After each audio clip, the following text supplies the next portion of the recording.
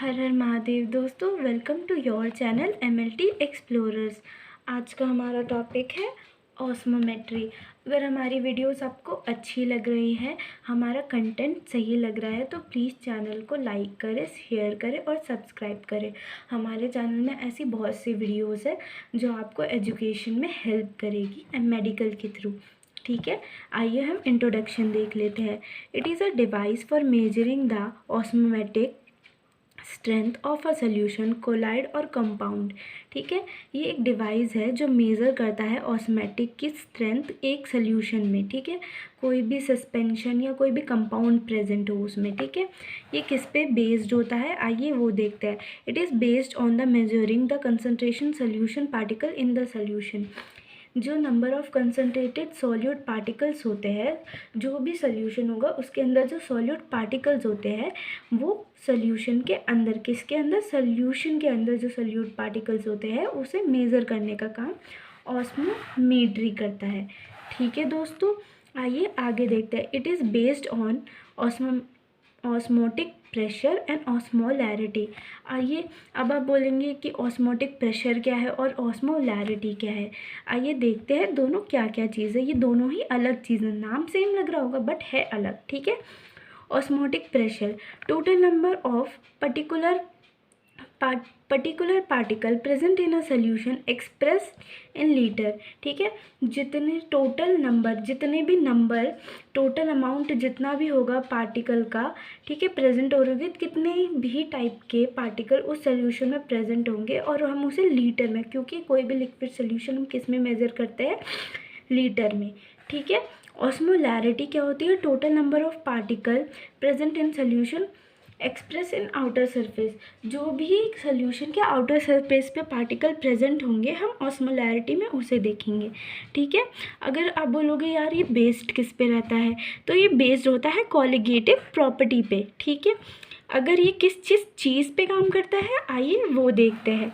ये पूरे 4 चीज़ों पे काम करता है। Boiling point, vapour pressure, freezing point, melting point. उसका क्या हाई बॉइलिंग पॉइंट होगा उस सोल्यूशन का, वेपर प्रेशर क्या होगा जिस पे पानी से वो फ्रीज़ होके एक वेपर बन रहा है, पानी से चेंज होके एक वेपर फॉर्म में आ रहा है। ठीक है, एनवायरनमेंट में घुल रहा है।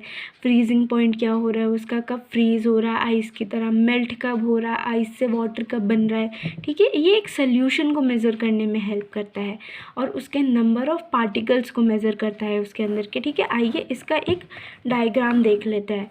ठीक है, अब ये एक नॉर्मल ऑस्मोमेट्री का डायग्राम है। ठीक है, इसमें हम सबसे पहले क्या देखते हैं, यहाँ पे एक्सटर्नल प्रेशर लग रहा है, ये इसका प्रेशर गॉज है जो बता रहा है कितना प्रेशर अंदर अप्लाई हो रहा है। यहाँ पे सोल्यूशन है, ये वाटर है, ये नीचे वाला सोल्यूशन है, इसमें कैपिलरी ट्यूब भी प्रेजेंट है, ये इसका रिजर्वॉयर है। और सबसे इम्पॉर्टेंट चीज़ जो इन दोनों सोल्यूशंस को एक दूसरे से अलग रख रही है, semi permeable membrane. Semi permeable membrane का काम क्या होता है, लो प्रेशर से हाई प्रेशर में सोल्यूशन को भेजना या हाई प्रेशर से लो प्रेशर में सोल्यूशन को भेजना।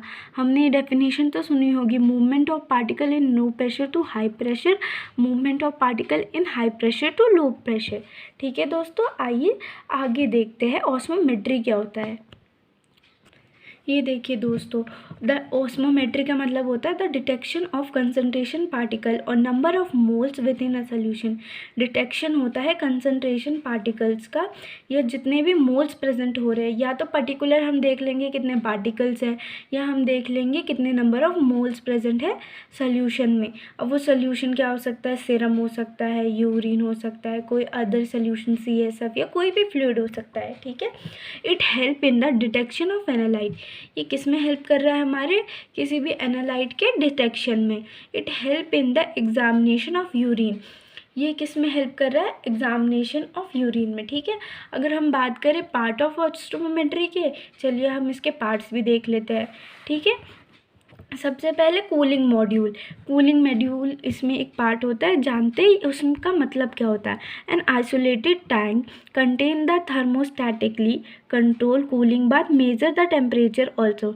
ठीक है, इसके अंदर एक आइसोलेटेड टैंक होता है जो थर्मोस्टैटिकली मतलब उसका टेम्परेचर कंट्रोल करता है कि वो ठंडा बात हो रहा है, और उसका टेम्परेचर भी मेज़र करके रखता है। The bath usually fill with the mixture of ethyl glycol and water. ये किसके मिक्सचर से फिल रहता है? ये बात इथाइलिन ग्लाइकॉल और वाटर के मिक्सचर से, ठीक है।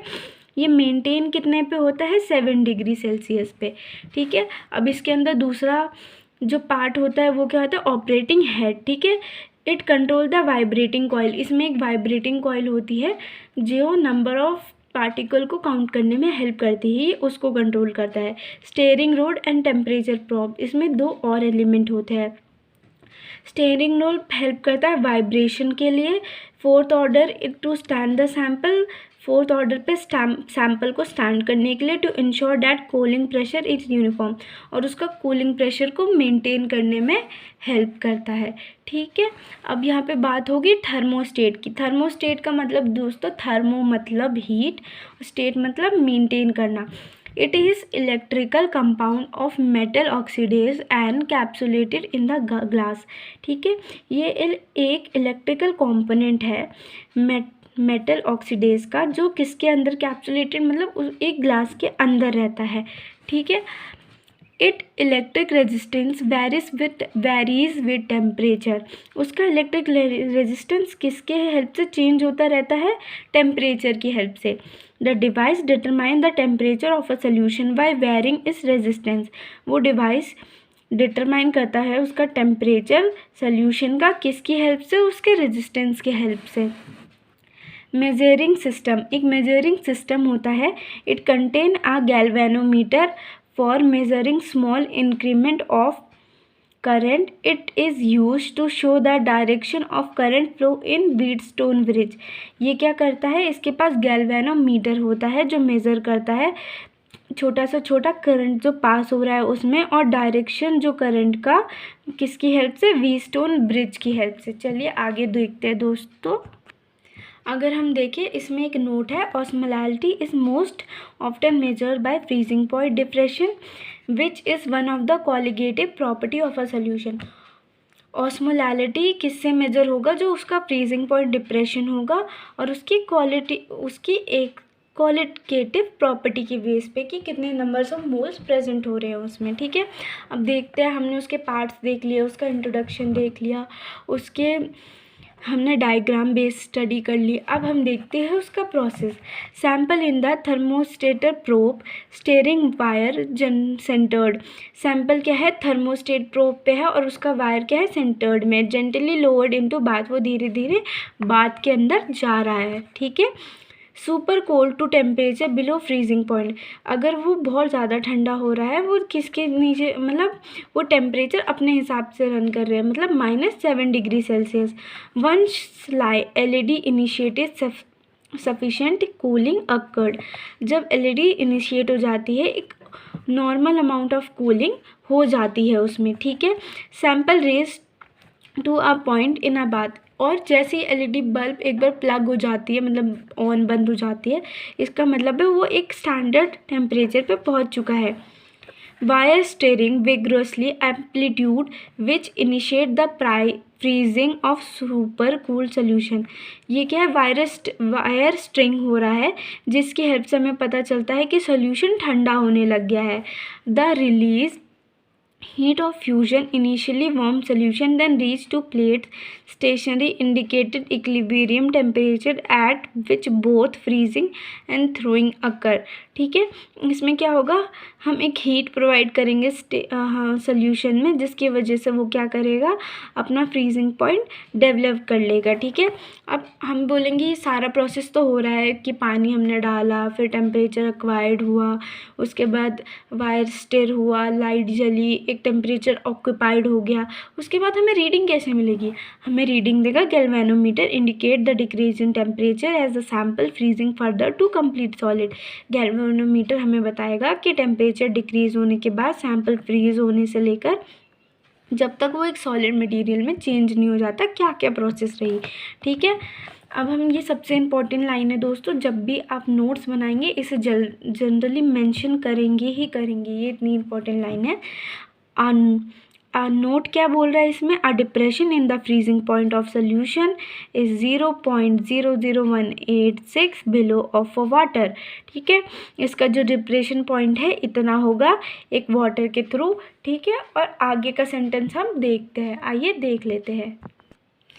Eight 0 degree Celsius equivalent to 1 milestone MO of osmotic activity per litre. ठीक है, अब ये पूरा सेंटेंस क्या बता रहा है, ये इसके इक्वल होता है 1 मिलीसोमोल के इक्वल होता है अपनी हर पर लीटर एक्टिविटी के हिसाब से। ठीक है, आइए हम इसका एक बेसिक कंपोनेंट देख लेते हैं ऑस्मोमीटर का। ठीक है, ये हमने एक डायग्मेटिक व्यू पढ़ा, हम दूसरा व्यू भी पढ़ लेते हैं जो हमने पार्ट्स ऑफ वो बताए थे।